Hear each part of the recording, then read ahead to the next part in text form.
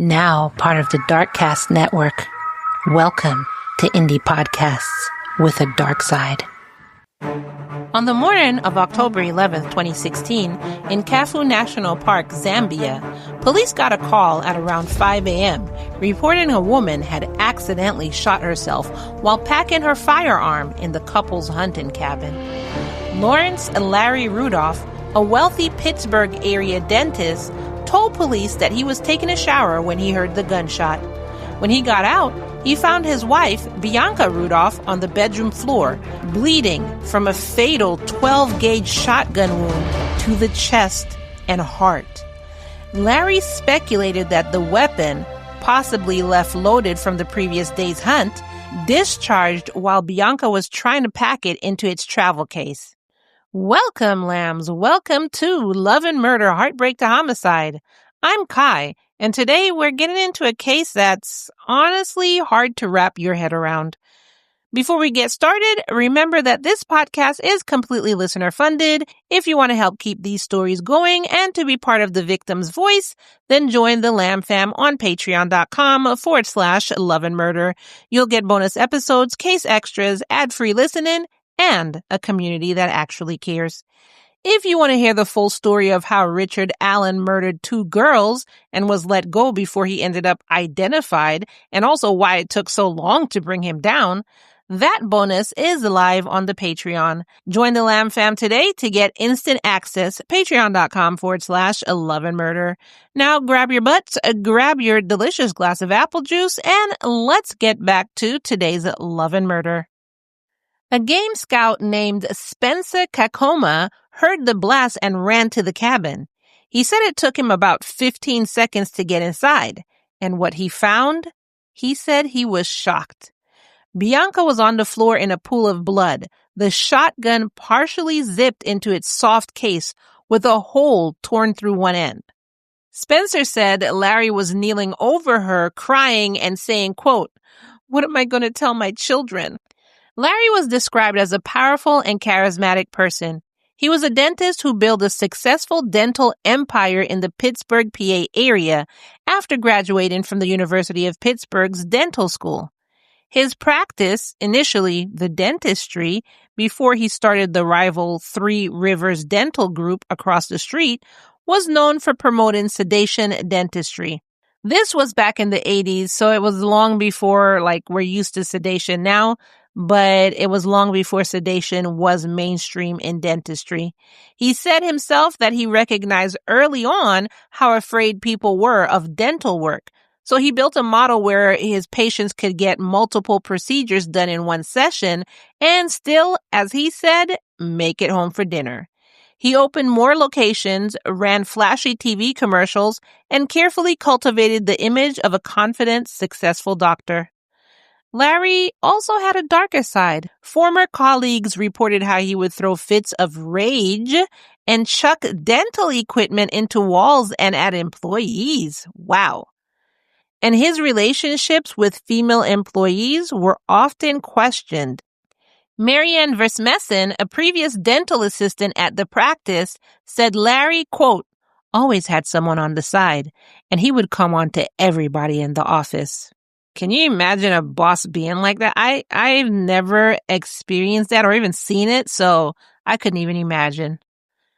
In the mid-2000s, his former partners accused him of supposedly stealing and embezzling money. They had given him an ultimatum: walk away or face charges. And Larry said, all right, peace, and walked away. But then he turned around and started his own competing company right in front of them. So this is kind of what I was telling y'all before. He opened and ran the Three Rivers Dental Group, which was a chain that he built across the street from his old partners, the dentistry. The cajones. I mean, but seriously, if he really wasn't stealing and they were just accusing him of stealing, I would have done the same thing. However, if he was stealing and embezzling, again, the cajones.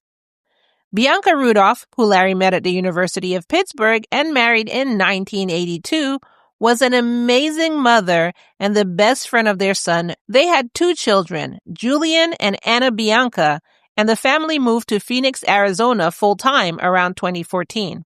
Bianca played a big role behind the scenes helping Larry build his initial practice.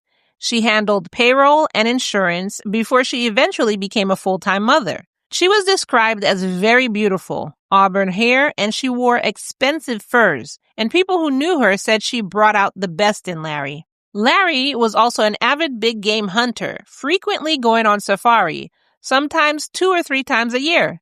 His taxidermy collection included impressive trophies, and I say that in heavy quotes, because I think game hunting is sick. And if you have a problem with my thoughts on this, then you're free to leave my podcast. Anyway, he had what he called trophies like a white rhino, leopards, elephant tusks, and a polar bear. He even served as president of the prestigious, once again, heavy quotes, Safari Club International until he was ousted partly for showcasing his extramarital affair. Larry had already demonstrated questionable behavior in his board's opinion regarding insurance in 2006, claiming a crocodile had attacked him in Zambia while fishing, resulting in losing his left thumb. He filed a workman's disability insurance claim arguing that he needed all 10 fingers as a dentist and he suffered nerve damage in his hand.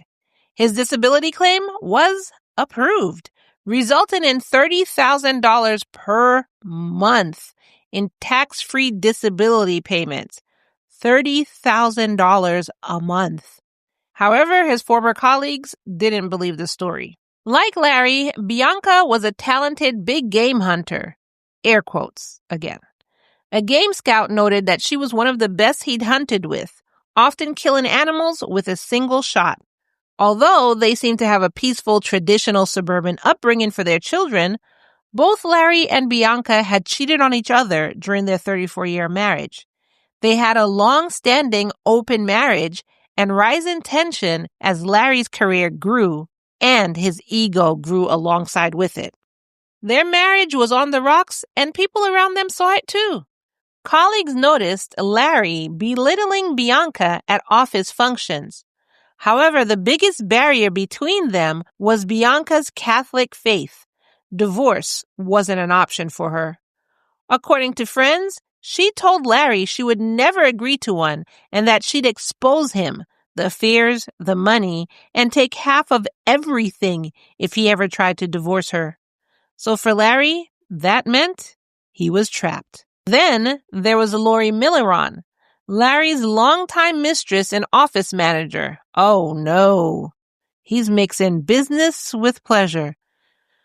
A relationship that deepened over more than a decade.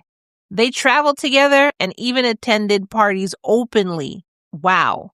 Lori stayed loyal through his business drama.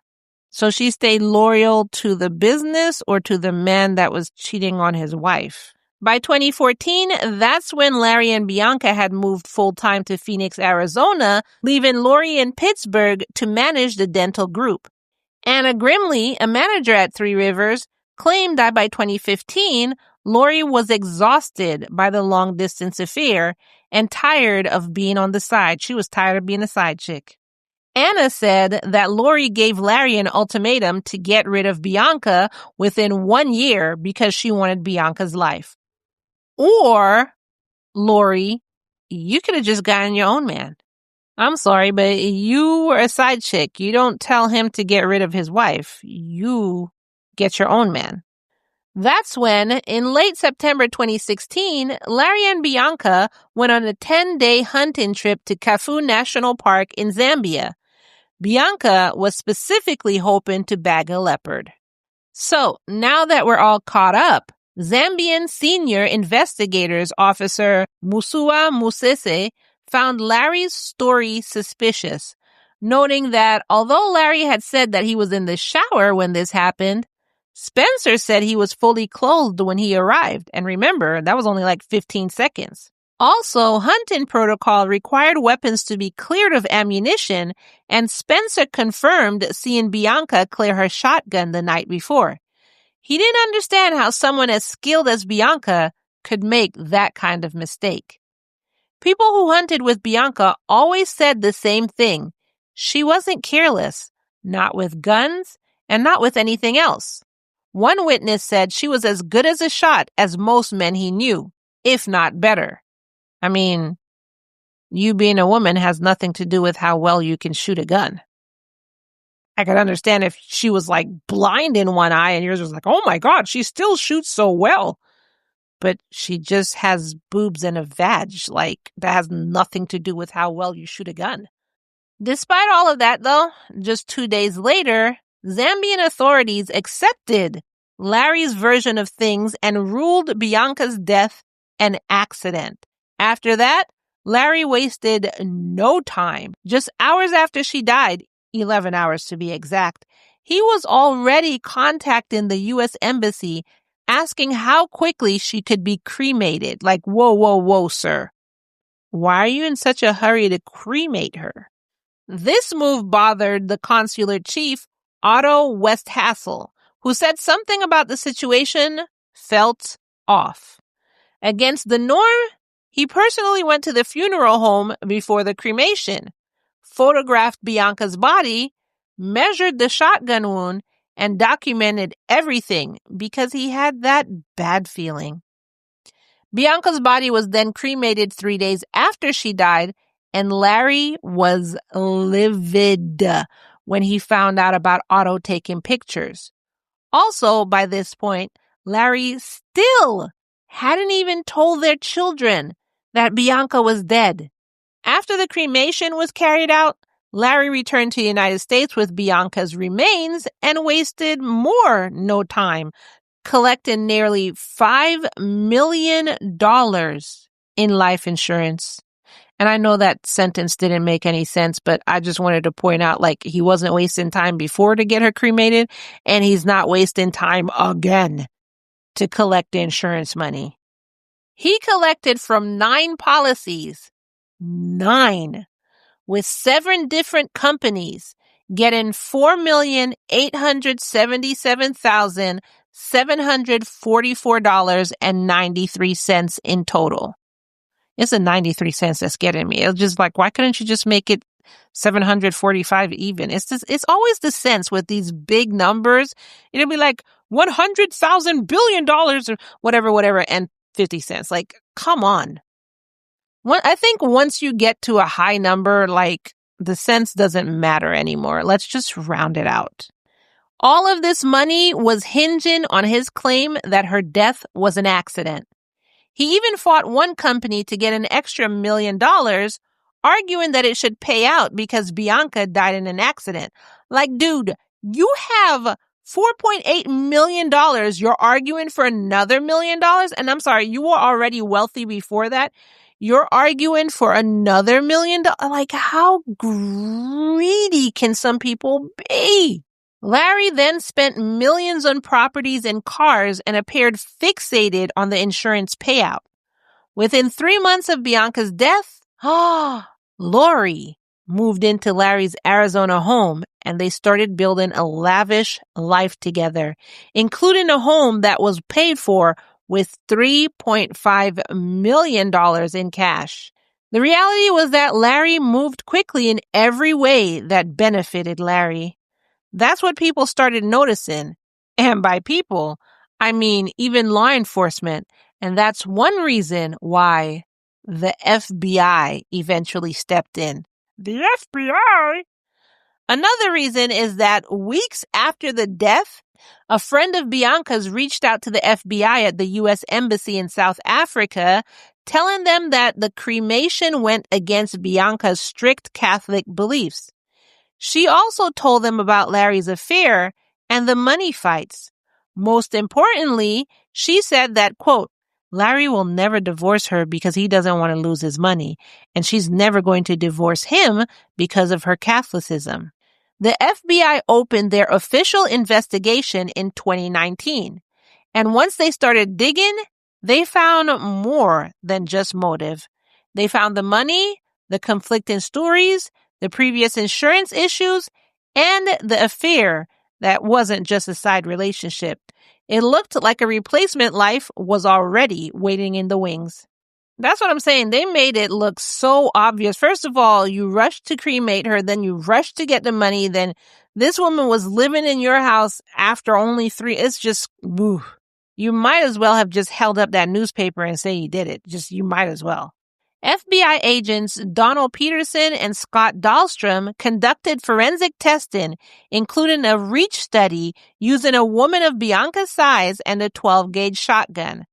They concluded that the 6-centimeter defect to Bianca's heart could only have been caused if the gun was fired from a distance of at least 2 feet away, with estimates ranging up to 8 feet, so between 2 and 8 feet away.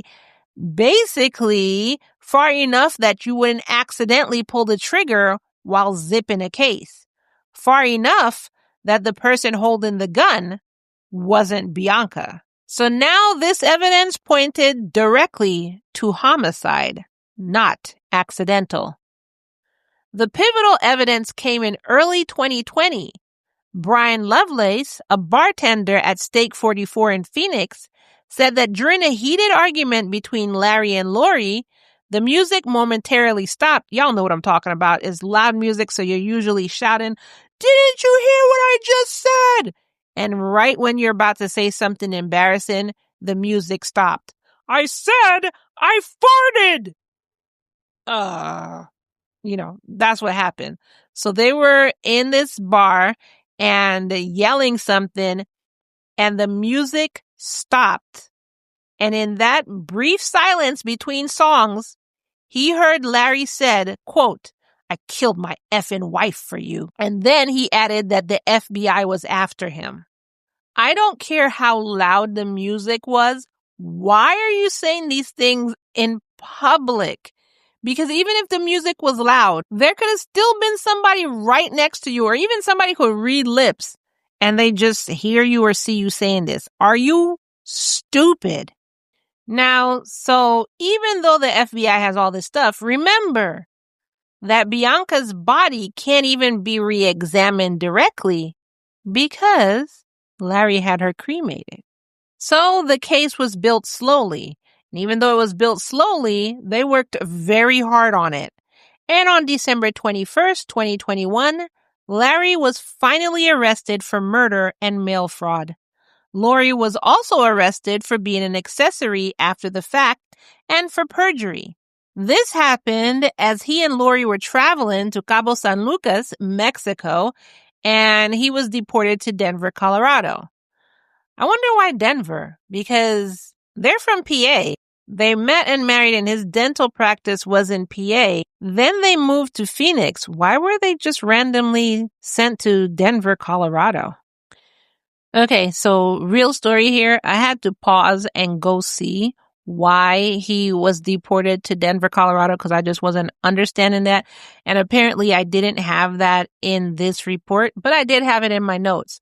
And I know some people are going to be like, "Oh my God, what kind of true crime podcaster are you? You need to do more research." I've heard it. Like, I know y'all are going to be like, "No, nobody's going to say that, Kai." I have heard it. Yes. To which I will respond, I am only human. Sometimes I make mistakes. I know you make mistakes too. If that's not acceptable to you as a true crime podcaster, which I caught my mistake because I had a question I wanted to see, but it was just in my notes, but I didn't put it in my report that I read off to y'all. But if that's where you cross the line, then there's nothing I could say about that.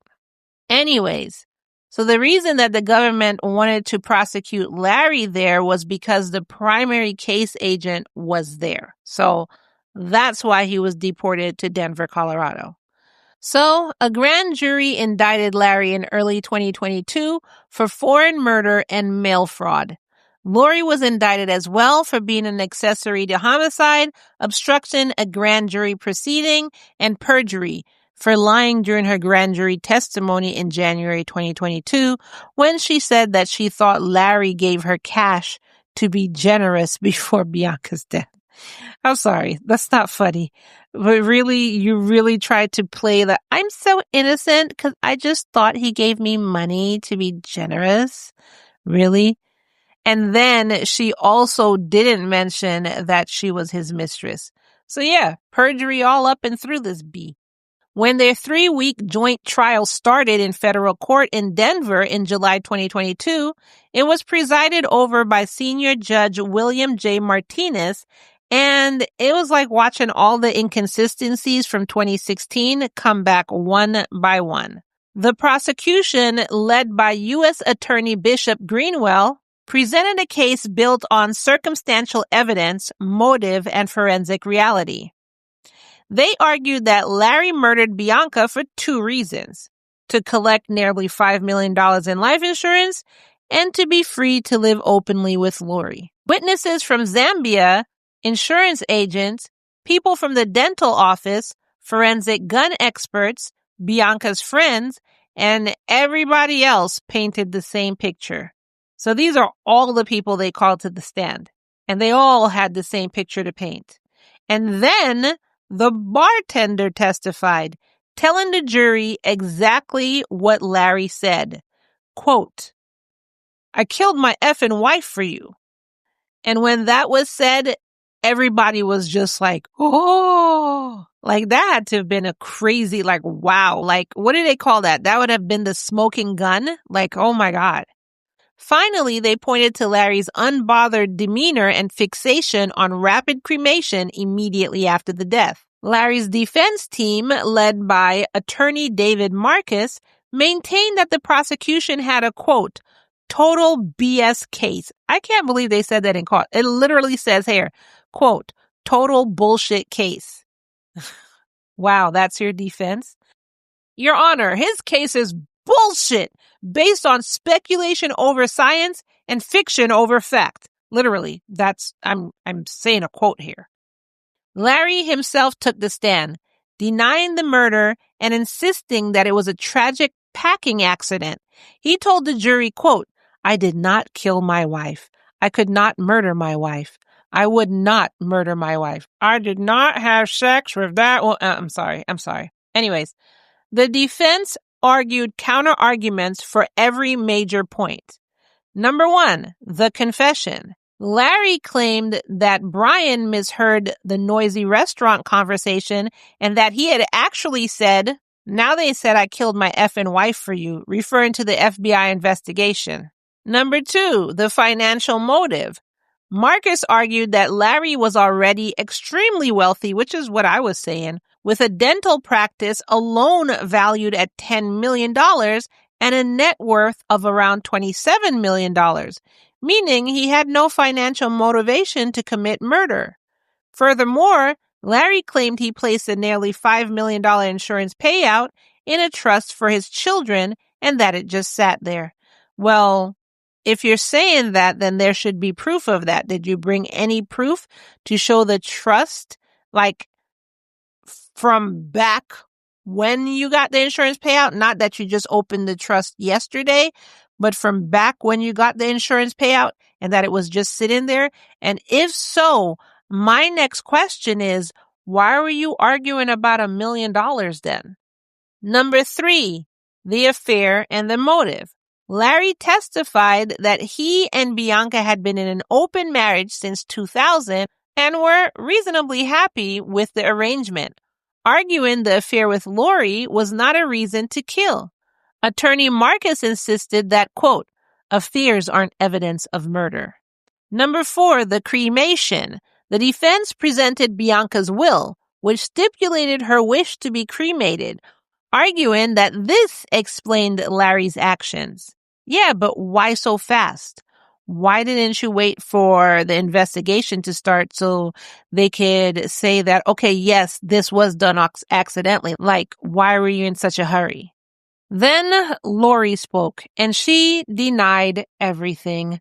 The ultimatum. Quote, there was no ultimatum. Why would I wait 15 years to give him an ultimatum? It just doesn't make sense. She denied the pressure and the confession, but the jury heard about the lavish trips, the infidelity, the years she had spent by Larry's side while Bianca had no idea that she was being replaced. And then they heard about all the lies Lori told the agents. Lies about her relationship with Larry, lies about his financing, and lies about statements she overheard. After the trial, Lori was found guilty on 4 of 7 counts. She was convicted of accessory after the fact to murder, obstruction of justice, and 2 counts of perjury. She was acquitted of the 3 other perjury counts. When it was Larry's turn to sit there and listen to the verdict, he looked stunned, while the jury found him guilty of murdering Bianca and of all the related fraud charges.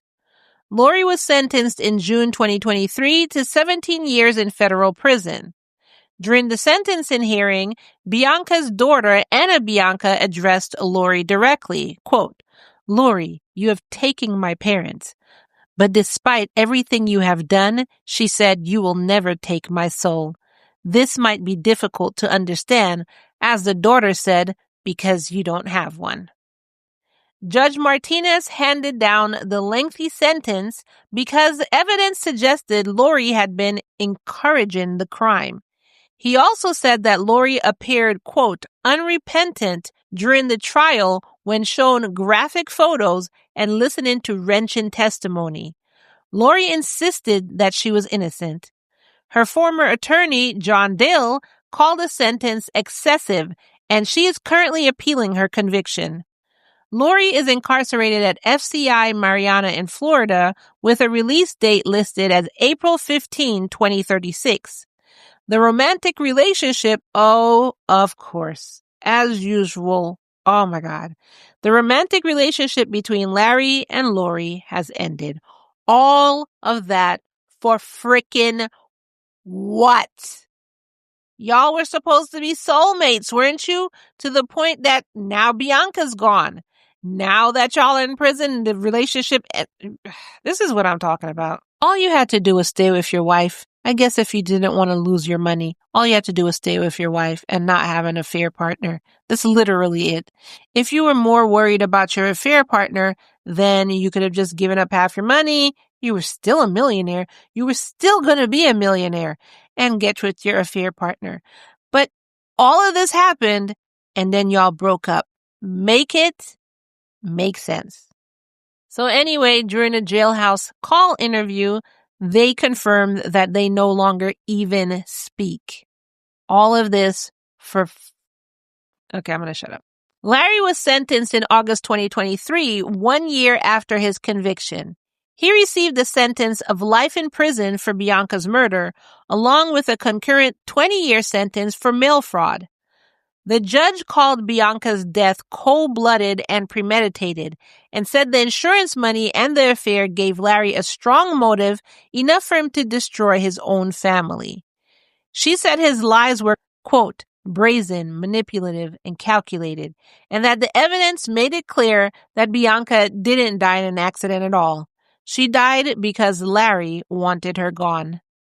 U.S. Attorney Cole Finnegan stated that this result showed, quote, no matter how much money, prestige, or power you have, you will be held accountable for your crimes. Juror Amanda said that some jurors were unsure until Larry testified. So basically what she's saying is some of the jurors didn't know if he was guilty or not guilty until he started running his freaking mouth. At which point he, quote, really did change their mind to thinking that he was guilty. That's a quote. Juror Tony said that, quote, Larry was Larry's own downfall. In addition to incarceration, Larry was ordered to pay $4,877,744 in restitution. What about the cents? Where's the change? I want my 25 cents. He had to pay that to the defrauded insurance companies and a massive $2 million fine on top of that. He was also required to forfeit all assets purchased after receiving the insurance payout. Was it worth it? Answer me that. Was it worth it? Forfeited assets included 2 multi-million-dollar homes and luxury cars like an Aston Martin DB11 and a Bentley Bentayga. I guess that's how you say it. Larry's legal fight is still ongoing. Now, remember how baffled I was that Larry was deported to Denver? Well, Larry tried that as an appeal. In April 2023, a Denver federal judge denied Larry a new trial. His convictions were subsequently upheld by the Denver-based U.S. Court of Appeals for the 10th Circuit on September 10th, 2025. Larry had appealed several contentions, including the trial location, arguing that he was arrested in Mexico or first brought to Atlanta in 2016, but not Denver, and the refusal to try him separately from Lori. So basically he's saying, look, I was never brought to Denver. Why did the trial happen in Denver? I was brought to Atlanta first. I was arrested in Mexico. There was no Denver in the mix until you deported me here. So why was the trial here? And then apparently he tried to get his trial separately from Lori, but they refused. So he tried to appeal that too. The 10th Circuit rejected all contentions, concluded that Larry was first arrested, and I put that in quotes because that's how it was in the report, meaning restrained of his liberty in connection with that charge in Denver when he re-entered the country and was detained. Then he was charged with foreign murder while on the plane from Mexico. So while you were up here on your way from Mexico, that's when you were charged with foreign murder. And when you re-entered the country in Denver, that's where you were detained. So it's kind of a play on words and play on timelines and stuff. But ultimately, they said they didn't do anything wrong. So they upheld that Denver was the proper site for the trial. The panel also agreed with Judge Martinez that Lori never definitively committed to testifying on Larry's behalf in a separate trial. So, shut up, get back to prison. Meanwhile, Larry's children, Julian and Anna Bianca, have been engaged in a complicated legal battle with the Justice Department to recover the confiscated assets and money Larry took from Bianca's estate. I didn't even think about that because they took all of his money, even the money that probably belonged to Bianca, which means that they took money from the children too, which they're adults now, but you know what I'm saying. Julian initially defended his father, writing in a sworn affidavit that they knew him better than anyone and that he was innocent. However, Julian later recanted, stating that he could no longer stand by that statement after seeing the evidence, quote, horrifying photos and hearing soul-crushing testimony during the trial. Julian tearfully described his mother as his best friend. Larry's now 70 years old and sitting in a federal prison at the United States Penitentiary, USP, in Terre Haute, Indiana. No safari lodges, no private trips, no fancy dental empire, no money to fight over, and no Lori at his side. And Bianca, the person he should have protected, is the one whose absence still hangs over every part of this case. What do you think of this case? Let me know your thoughts in the comments below. I told y'all most of my thoughts, but the one that I left out was, did you see how fast the Zambian police just shut the case? Even though there was suspicion, and they didn't even wait for the evidence. They just accepted what he said, then immediately allowed him to flee the country. Was anyone else disturbed by that, or was it just me? Let me know in the comments below. You can either tell me below, like I said, or in the Patreon, patreon.com/love and murder. And you don't have to sign up for a paid subscription to leave your comments in Patreon. You can just sign up for free and you can leave your comments over there as well. Patreon.com/love and murder. And speaking of comments, let me read some of yours. So these first comments came from the case of Dominique Dunne, which was a bonus episode that came out on the Patreon in January 2024. And if you listen to that one and you want more bonuses like that, well, they're waiting for you over the Patreon. Patreon.com/love and murder. Just sign up at the $5 tiers or above, and you will get bonus episodes each month. Now, this case was about a Hollywood actress, Dominique Dunne, who was strangled by her ex-boyfriend, who then received a light sentence that ended up sparking outrage and victim rights reform. Candy Cherie, so Candy, actually Spotify automatically hid your comment because they deemed it as sensitive, and I didn't see any problem with your comments, so I'm going to read it on here. Candy said, This is just a prime example of that old school mentality where men viewed women as nothing but their property. That judge did not give a damn. I wonder if he would have felt the same way if John had been involved with his daughter, niece, etc. This episode just pissed me off. Candy, I hear you, and I feel what you're saying, and I have a feeling this episode of Larry Rudolph probably pissed you off too, because it sure did me. Deborah Double M says, and Deborah, I'm just not going to say your whole name on here. So if you're Deborah MM, you know who I'm talking about. She said, my mom was a long distance operator. If someone's phone was busy, a customer could call the operator and request an emergency cut-in so they would end the call and free the line. That way they could get through. I think there was a charge to have an operator do that, but I'm not positive. Thank you, Deborah. I didn't even know that, for real. And I mean, if it's serious enough, I would pay that charge. Like if I'm trying to get through to my mother and, I haven't heard from her in a couple days or something like that, and I keep calling and it's been busy for a couple, I would totally pay that charge. The next comment came from the case titled, She Poured Boiling Water on Him. Justice or Vengeance? This was the case of Corinna Smith. And this case was about Corinna pouring boiling sugar water over her 81-year-old husband while he slept, because there was allegations that he had sexually abused her children, including their late son. Michael died weeks later, and Corinna was sentenced to life in prison for the murder. So Chloe XOXO said, how can the judge say Michael was an elderly man and vulnerable? Those children were vulnerable. Children! He was about to die anyway. He lived his life. Them children's lives were ruined and one ended. I'm pretty sure, Chloe, that I was ranting on that case too. I can't remember. I would have to go back and listen. But I'm pretty sure, because sometimes, when I'm researching the case, I'm ranting then. And then as I'm putting the case out to y'all, I'm ranting then. And then as I'm editing the case, I'm ranting then. So sometimes I can't keep track of my rantings. So I'm pretty sure I ranted about what the judge said about him. I don't know if it was on air or off, but either way, I agree with you. Vicky Stevenson said, I would have put a sack of sugar in. Ew, the creep, poor lady. You would have made it more sticky, Vicky? Is that Sticky Vicky?